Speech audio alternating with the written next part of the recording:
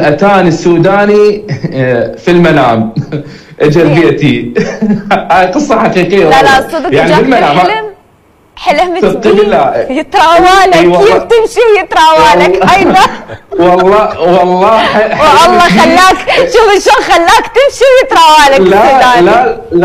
لا هذا الموضوع قبل 8 اشهر. زين الموضوع قبل 8 اشهر جاني بالمنام. قلت له دولة رئيس وزراء اليوم رحت للمحكمة استفسرت عن الدعوة القضائية. قالوا لي انا الصحفي الوحيد اللي ما متنازل عنه. شنو السبب؟ توجيه تصرف شخص من الممثل القانوني توجيه من حضرتك.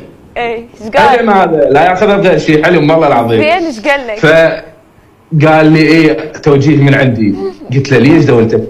قال لي اذيتني. زين اتق الله. قلت له ليش؟ بالعكس انا يعني جاي احكي بوثاق وادله واكفل حق الرد. قال هذا اللي صار. قلت له والله العظيم. هاي بعد طلعت له تليفوني. بالحلم طلعت له تليفوني وراويته صوره شخص. قلت له احنا الله وهذا الشخص واقف لنا، لو هذا من زمان مسحوقين.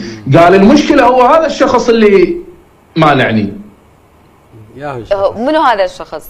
اني هسه اثنين جوي ببالي. هسه انا جزء بالحلم شفته الشخص. لا اثنين جو ببالي. انا هسه ببالي واحد من الاشخاص.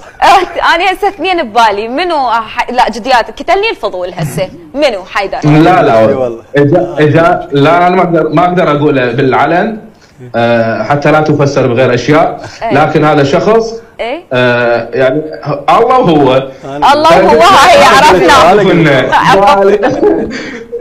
قال اي والله العظيم اي والله. قال هذا اللي واقف حجر عثره بطريقي. هاي في وقتها. زين ان شاء الله يا ربي حجر عثره. هو كان الرجل ضايج من عندي للامانه في وقتها وانتهى بعد وشرب شاي وقام وانتهى القضيه. انتهت القضيه. زين تصالحتوا بالحلم عسى ما تصالحوا بالحقيقه ان شاء الله. صالحنا. انا ما عندي خلاف شخصي وياه. هو رئيس وزراء يمثل اليوم دولتنا.